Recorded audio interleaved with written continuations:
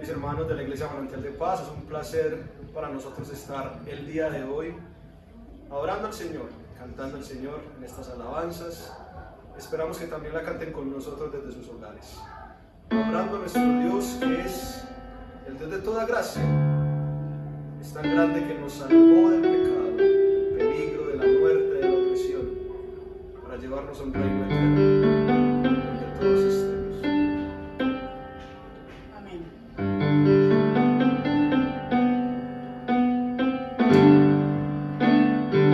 Vamos a entrar al momento de alabanza, oración al Señor, entregando nuestras vidas y rindiéndonos a Él totalmente, porque Él es el único que merece ser adorado. Entregamos este tiempo, Señor, en tus manos.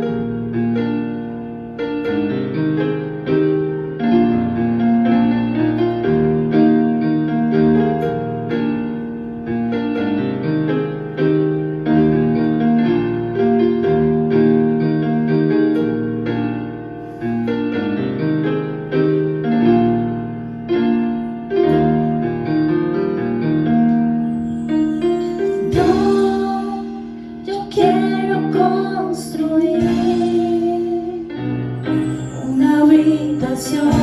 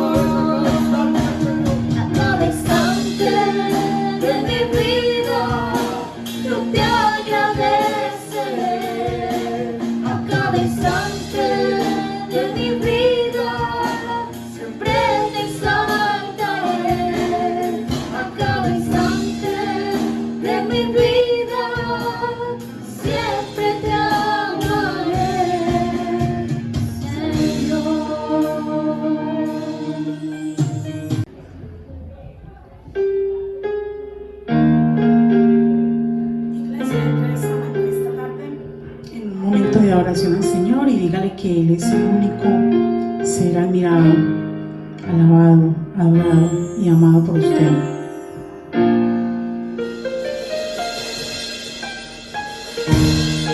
Espíritu Santo, gracias.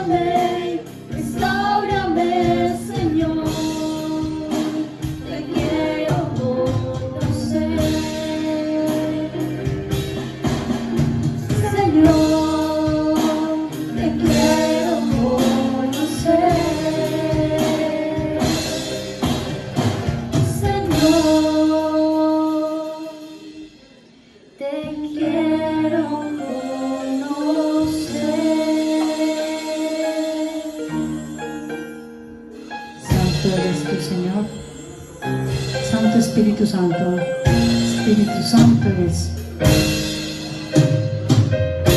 Santo. Amén y amén.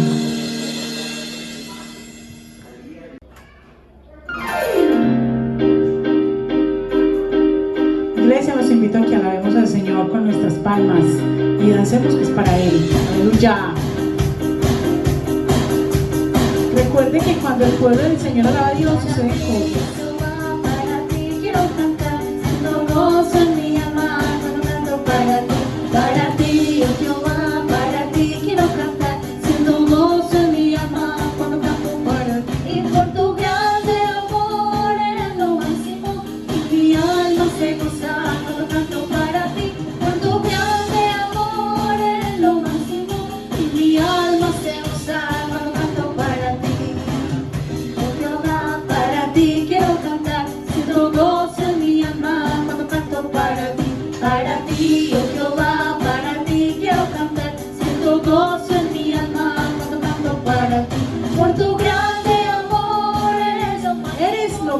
máximo. alma se goza. Y se goza mi alma cantando para ti, Tu Señor. grande amor eres lo máximo.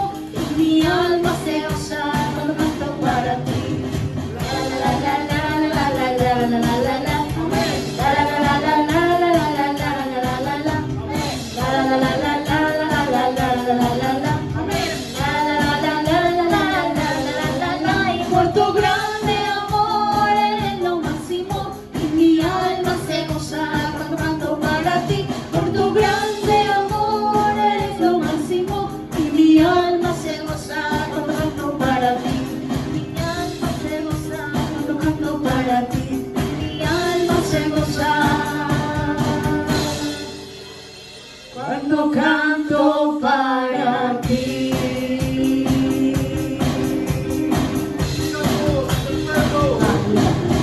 Cuando el pueblo del Señor alaba a Dios, ¿Qué sucede, hermanos? Cosas maravillosas. maravillosas. Cuando el pueblo del Señor alaba a Dios, suceden cosas maravillosas. Hay sanidad, liberación, se siente la bendición. Hay sanidad, liberación, se siente la Se siente la bendición tuya, Señor. el Señor alaba a Dios. Suceden cosas maravillosas. Cuando el pueblo del Señor alaba a Dios, suceden cosas maravillosas. Hay sanidad, liberación, se siente la bendición. Hay sanidad, liberación, se siente la bendición. Se siente la bendición. Se siente la bendición. Créalo. Aleluya. Amén.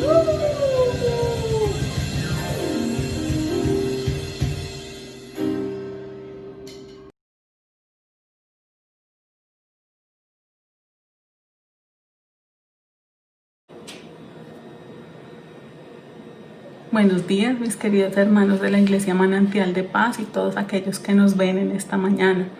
Es una bendición para mí poder compartir con ustedes la reflexión del día de hoy y espero que la disfrutemos después de haber compartido el tiempo de alabanza con nuestros hermanos del grupo de alabanza.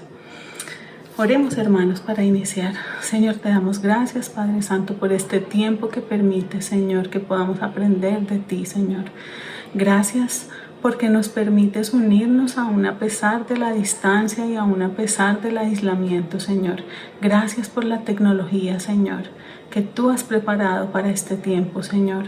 Ponemos en tus manos esta enseñanza, Señor, que sea tu palabra llegando a nuestros corazones, Señor, y que podamos aprender cada día más de ti, Señor, y vivir como tú lo quieres, Señor.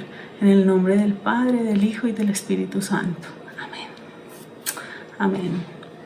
Bueno, hermanos, en la reflexión de hoy vamos a hablar de cómo ser iglesia según los evangelios. Es importante que tengamos claro que cuando aquí hablamos de iglesia no nos referimos al templo o al edificio de reunión o a una congregación en particular. La iglesia en esta reflexión hace referencia al grupo de personas que fueron llamadas para un propósito especial. En este caso, hablamos del grupo de creyentes en Jesucristo que tienen un propósito especial. Para comprender este propósito, quiero que miremos en nuestras Biblias en el Evangelio de Mateo. Mateo nos relata que Jesús caminó al lado de muchas personas, incluidos 12 más cercanos, a los cuales les enseñó, les guió y les dio ejemplo. Jesús padeció y murió por todos y cada uno de los seres humanos y luego resucitó. Después de eso se le apareció a 11 de esos más cercanos y miremos lo que les dijo en el capítulo 28, versículos 19 y 20 de este Evangelio de Mateo. Dice el texto: Id y haced discípulos a todas las naciones, bautizándolos en el nombre del Padre y del Hijo y del Espíritu Santo, enseñándoles que guarden todas las cosas que os he mandado. Y he aquí, yo estoy con vosotros todos los días hasta el fin del mundo. Amén. Esa fue la comisión que Jesús dejó a sus discípulos. Pero es importante que tengamos claro qué significa ser discípulo. La Real Academia de la Lengua Española dice que un discípulo es una persona que aprende una doctrina, ciencia o arte bajo la dirección de un maestro. El término discípulo desde el idioma original de la Biblia significa aprendiz, alumno, seguidor. Teniendo esto en mente, un discípulo no es solamente aquel que caminó con Jesús, sino todos aquellos que le creemos, aprendemos de él y lo seguimos. Entonces, esa comisión que inicialmente fue dada a los que caminaron con él, también es dada a quienes creemos en Jesucristo como nuestro Señor y Salvador, como aquel que entregó su vida por nosotros para reconciliarnos con el Padre y como aquel que resucitó de entre los muertos y ahora gobierna desde los cielos nuestra vida.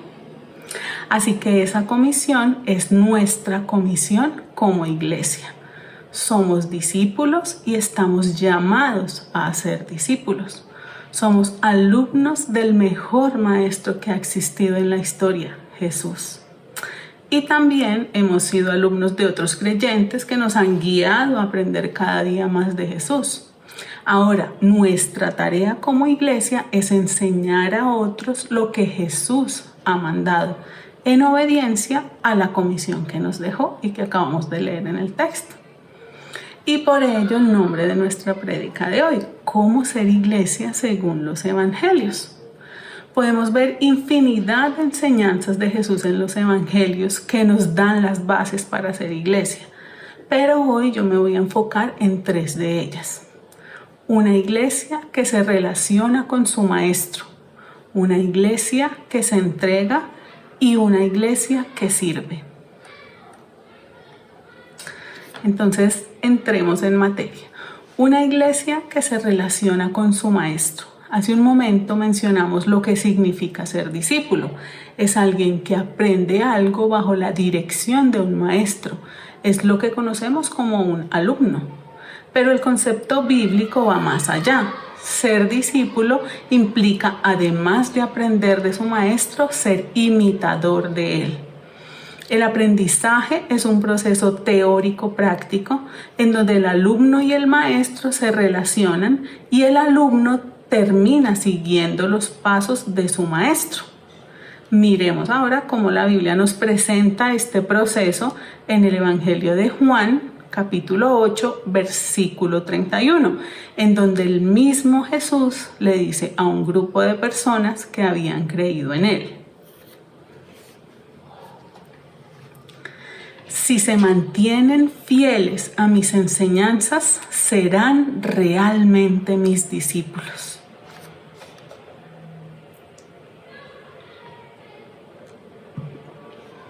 Aquí existe una relación de maestro a aprendiz y viceversa.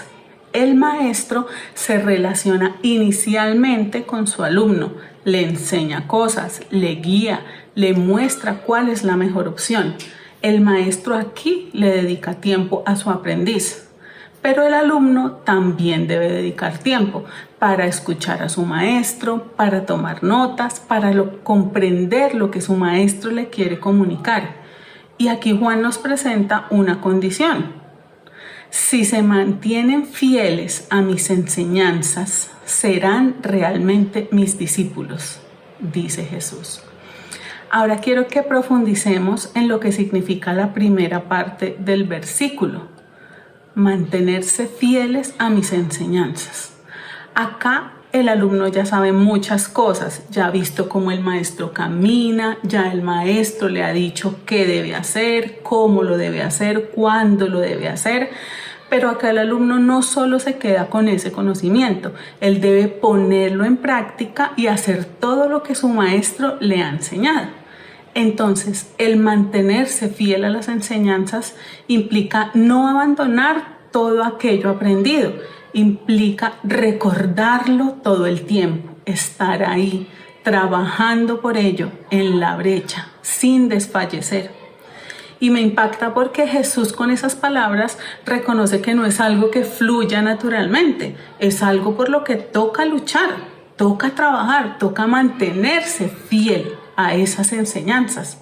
Y pensando en eso, me vino a la mente cuando a uno le están enseñando las tablas de multiplicar.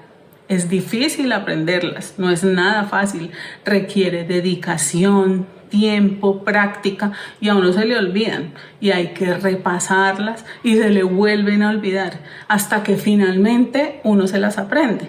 O probablemente no, hay muchos que no, pero hay que seguir luchando, aprendiendo, recordarlas.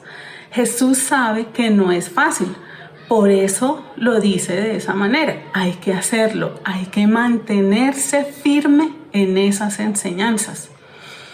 Jesús vino y caminó 3 años con sus discípulos y les enseñó muchas cosas y luego se fue. Pero a sus discípulos no les tocó fácil. Ellos tenían que estar firmes en sus enseñanzas, repasándolas, recordándolas, luchando todo el tiempo por cumplirlas. Ahora miremos la segunda parte del versículo. ¿Serán realmente mis discípulos? Los que creen en Jesús se mantienen firmes en sus enseñanzas si caminan como Él les enseñó. Si le obedecen, serán realmente sus discípulos. Aquí podríamos decir que con este serán realmente, Jesús probablemente está diciendo que hay unos discípulos reales y otros no. Entonces podríamos decir que existen 3 tipos de personas. Los no discípulos, que son a los que no les interesa seguir a Jesús. Los discípulos no reales tienen una relación superficial con Jesús, y los discípulos reales, que son los que tienen una verdadera relación con Jesús. Y aquí podemos hacer una autoevaluación. Entonces pensemos, ¿en cuál de esas categorías estoy yo?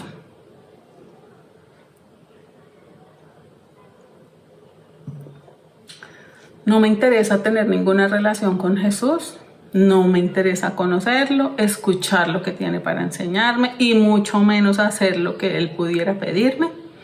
O sí me interesa tener una relación con Él, pero a mi modo, con mis condiciones, obedezco de sus enseñanzas lo que a mí me parece que me conviene.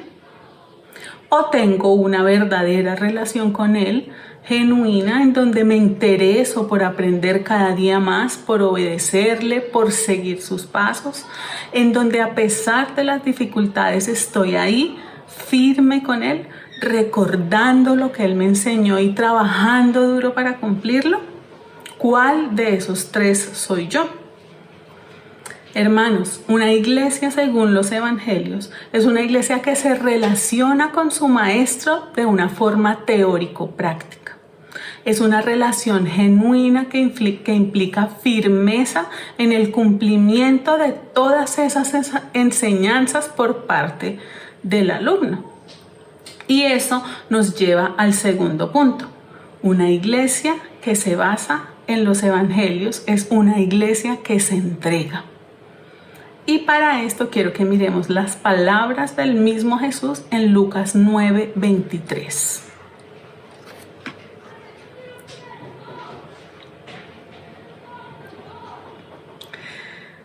Dice Jesús, si alguien quiere ser mi discípulo, que se niegue a sí mismo, lleve su cruz cada día y me siga. Aquí Jesús, anunciando lo que le iba a suceder a él, prácticamente le dice a sus discípulos, si alguno quiere tener esa relación genuina de la que hablamos en el punto anterior, debe estar dispuesto a renunciar, a sufrir y a obedecer. Entonces acá vienen 3 preguntas. ¿Realmente quiero ser alumno de Jesús? ¿Quiero aprender y obedecer? ¿Realmente quiero ser su discípulo? ¿Quiero tener esa relación profunda con Él? Y si la respuesta a estas preguntas es sí, yo sí quiero, Entonces debo estar dispuesto primero a negarme a mí mismo, dejar mis planes de lado por entender cuáles son los suyos para mi vida y trabajar por ellos. No hacer lo que yo quiero, no hacer lo que yo siento, dejar todo aquello que me hace daño o le hace daño a otros, dejar de ser yo el centro de mi vida. Debo estar dispuesto, segundo, a llevar su cruz, sacrificarme, a pensar, a pesar de lo que Él me pida sea difícil, a sufrir incluso por obedecerle, porque no es fácil dejar muchas cosas que yo quiero hacer y que no debo hacer, y eso genera sufrimiento. Y tercero, a seguirlo, y seguirlo implica mantenerme firme en sus enseñanzas. Para ser discípulo, debo reflexionar en realmente quién soy yo y quién quiero ser. ¿Quiero seguir siendo yo o quiero ser como mi maestro a pesar de las consecuencias? Una iglesia basada en los evangelios, además de desarrollar una relación con el maestro y entregarse, debe ser una iglesia que sirve. Y aquí va el último punto de esta reflexión. Una iglesia que sirve. El mejor ejemplo de servicio que tenemos es Jesús, nuestro Maestro. Él mismo se reconoce como siervo en el Evangelio de Marcos. Miremos el capítulo 10, versículo 45 del Evangelio de Marcos.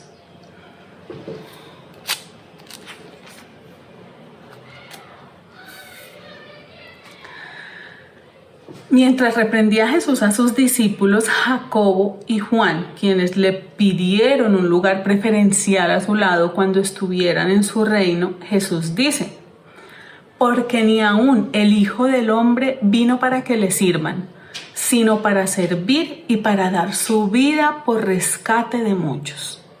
Y con el ejemplo de Jesús quiero que veamos diferentes características de un siervo que nosotros como iglesia debemos tener. ¿Recuerdan lo que vivió Jesús en Getsemaní? Eso lo encontramos en Marcos 14 del 32 al 42 y les queda de tarea para que lo lean en su casita. Ya estaba llegando la hora en que Jesús iba a ser arrestado y luego sacrificado. Y Jesús fue con sus discípulos al monte Getsemaní. Allí como ejemplo de siervo va y busca un tiempo de intimidad con el Padre. Entonces lo primero es que un siervo busca la intimidad con Dios. Se acerca a Jesús 3 veces a orar y a expresarle honestamente al Señor todo lo que estaba sintiendo en esos momentos. Me siento morir, dice Jesús. Probablemente tenía angustia porque él sabía todo lo que iba a pasar. Tenía dolor de que uno de sus cercanos, Pedro, lo negara, y probablemente también tenía dolor por la traición de otro de ellos, Judas. Y tenía temor de pronto de enfrentarse a esa muerte tan dura. Él iba a sufrir y él sabía que le iba a doler. Un discípulo debe acercarse al Padre en la intimidad para poder expresarle todo aquello que hay en su corazón. Lo bueno, lo malo, lo triste, lo difícil, para decirle por lo que quiere pasar y por lo que no quiere pasar. Así lo muestra Jesús cuando le pide al Padre que no le haga beber ese trago amargo. Pero así como un siervo busca la intimidad con Dios, un siervo también se somete a su voluntad. Y ese es el segundo aspecto que quiero resaltar de un siervo y que Jesús evidencia en su vida y en el texto. Un siervo se somete. En su oración, Jesús le clama al Padre que no lo haga pasar por ello. Pero a pesar de eso, se somete a su voluntad diciéndole: pero no sea lo que yo quiero, sino lo que quieres tú. Y finalmente lo hizo así. A pesar de saber lo que iba a sufrir, no se negó, simplemente se sometió a la voluntad del Padre. Y se somete porque, por último, un siervo tiene claro su llamado. Jesús, a pesar del temor por lo que iba a sufrir, tenía claro que su muerte no iba a ser en vano. Sabía que su muerte tenía un significado salvífico y eterno. En el texto de Marcos 10:45 veíamos que Jesús dice: porque ni aún el Hijo del Hombre vino para que le sirvan, sino para servir y para dar su vida en rescate de muchos. Jesús, el siervo sufriente, tenía claro su llamado. Tenía claro que debía morir para que usted y yo pudiéramos tener vida, para que nos reconciliáramos con el Padre. Y nosotros como discípulos, como iglesia, debemos tener claro nuestro llamado. Estamos llamados a guiar a otros, a enseñarles las enseñanzas de Jesús y a hacerles de ejemplo. Usted y yo estamos llamados a relacionarnos con el Maestro, a entregarnos y a servir. Esos son los 3 puntos que trabajamos en esta reflexión. Estamos llamados a relacionarnos con nuestro Maestro, a entregarnos y a servir. ¿Cómo? Manteniéndonos firmes a sus enseñanzas sin importar el sacrificio o el sufrimiento. Buscando intimidad con Dios, expresándole todo lo que hay en nuestro corazón, sin importar lo que sentimos. Él no nos juzga. Él no es un Dios que juzga lo que sentimos. Podemos expresarle a Él lo que queremos, lo que no queremos, lo que sentimos, lo que nos duele, lo que estamos pasando. Pero a pesar de ello, un siervo, un discípulo, una iglesia que sigue las enseñanzas en los evangelios, es una iglesia que se somete a la voluntad del Padre, a pesar de que sea duro, a pesar de que sea difícil, a pesar de que tengamos que luchar y luchar y luchar y estar todo el tiempo ahí. Es una iglesia que se somete a la voluntad del Padre. Y finalmente es vivir una vida de servicio, es entregarnos, es decir, ¿qué puedo hacer por el otro? Por el de la iglesia, por el de afuera, por la familia, por los necesitados. Es vivir una vida de servicio entregada al Señor. Oremos, hermanos. Señor, te damos gracias. Gracias por esta palabra que nos regalas hoy, Señor. Gracias, Señor, porque como iglesias, como discípulos tuyos, estamos llamados, Señor, con un propósito claro. Y tú quieres, Señor, que nosotros vayamos y les enseñemos a otros a ser discípulos y a hacer discípulos. Que podamos enseñarles todas esas cosas que tú nos has enseñado, Señor. Y eso lo podemos hacer, Señor, manteniéndonos cerca tuyo, teniendo una intimidad contigo, Padre Santo. Teniendo una relación con Jesucristo, que es nuestro Maestro, siguiendo sus pasos, Señor.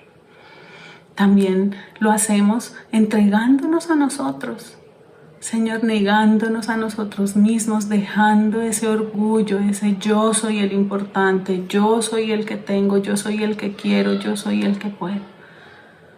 Señor, permitiendo que tú hagas tu voluntad en nuestras vidas, Señor.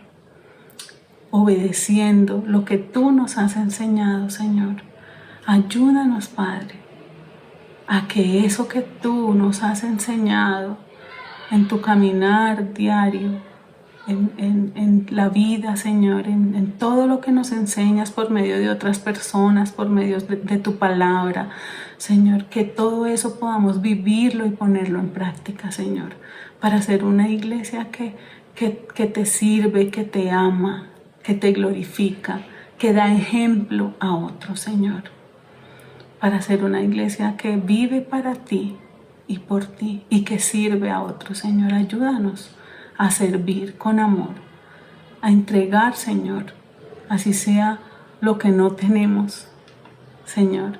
Pero tú te glorificas, Señor, en nosotros y tú permites, Señor, que nosotros podamos ayudar a otros con una palabra, con una oración, con una llamada, si es económico.